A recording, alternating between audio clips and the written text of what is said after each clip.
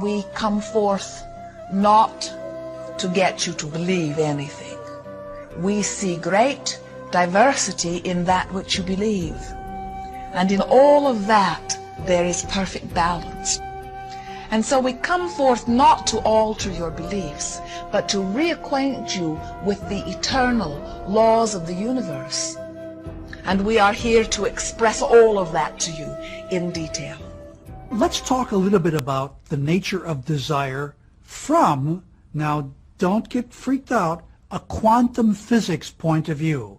Oh my God, this is going to talk about physics. I don't want to listen. Just relax. You're going to enjoy this.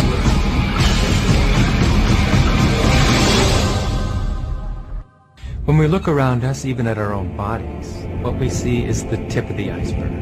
We could say the classical tip of an immense quantum mechanical iceberg. Everything in the universe is energy. Your body's energy. The room you're living in is energy. Everything you want is energy. And that's not a new idea. A fuzzy-haired guy in 1925 wrote on his chalkboard, E equals mc squared. And we couldn't grasp what that meant.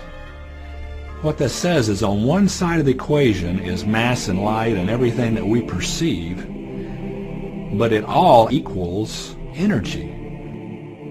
Everything is energy. And let me help you understand that just a little bit. There's the universe, of course, and our galaxy, and our planet, and then individuals, and then inside of this body are organ systems, and then there's cells, and then there's molecules, and then there's atoms, and then there is energy. So there are a lot of levels to talk about something on. But when you get down to it, everything is energy. There's enough energy sitting in there, in one atom, to do amazing things, to possibly even open up the doorways to lighting an entire city. Think of this for a moment. Take your hand and look at it. Now your hand looks solid, but it's really not. If you put it under a proper microscope, you'd see a mass of energy vibrating. And so everything is made up of the exact same thing, whether it's your hand, whether it's the ocean, or whether it's a star. The colored paper with ink on it is not money. It's just energy. And so part of the illusion that we're living in is that, these things are solid. They're not solid. Neither is a piece of wood. Neither is a rock. Get the proper microscope and go and look at a wall. That wall is not solid. That wall is a mass of energy in a very high speed of vibration.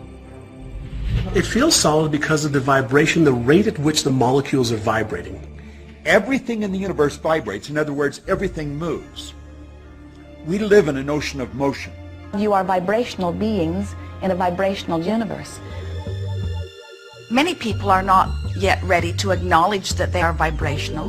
They prefer to see themselves as blood and bone specimens that they see in the mirror. And we want to remind you that everything that you observe with your physical senses is vibrational interpretation. In other words, you hear because your ears translate vibration.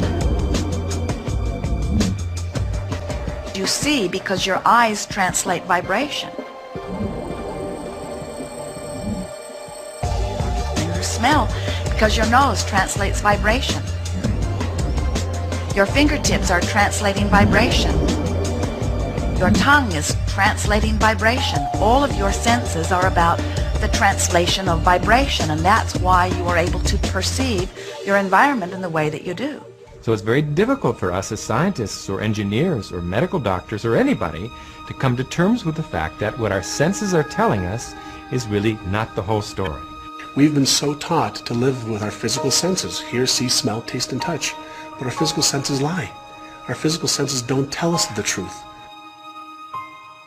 If you only judged by your sensory factors, you'd believe the sun took a bath in the ocean every night and burrowed through the earth and was reborn on the eastern shore the next morning. I mean, the ancients used to believe that, but now you know better than that.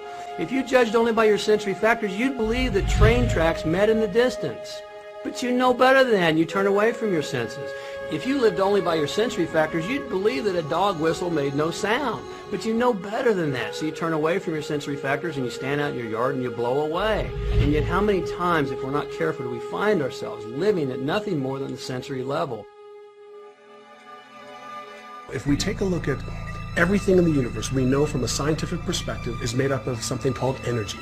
So what do we know about the properties of energy? Number one, all energy has a vibration. All energy has a vibration. It emits a frequency. We are frequency generators. If you get close to someone's skin, you can feel infrared energy being given off. If you look at them, you're seeing light energy given off. We now have scans where you can put a machine around somebody's head instead of putting the electrodes on their head, and perceive and record the energy that their brain is giving off.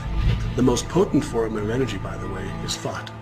It penetrates all space and all time. Every thought has a frequency. We can measure a thought. What most people don't understand is a thought has a biochemical and biological property. Every thought, which means it has a frequency. And so if you're thinking that thought over and over and over again, or if you're imagining in your mind, okay, having that brand new car, having the money that you need, building that company, finding your soulmate, if you imagine what that looks like, you're emitting that frequency on a consistent basis. Our job as humans is to hold on to the thoughts of what we want, make it absolute clear in our minds what we want, and from that we start to invoke one of the greatest laws in the universe. You've probably been sitting there wondering, what is the secret? I'll tell you how I have come to understand it.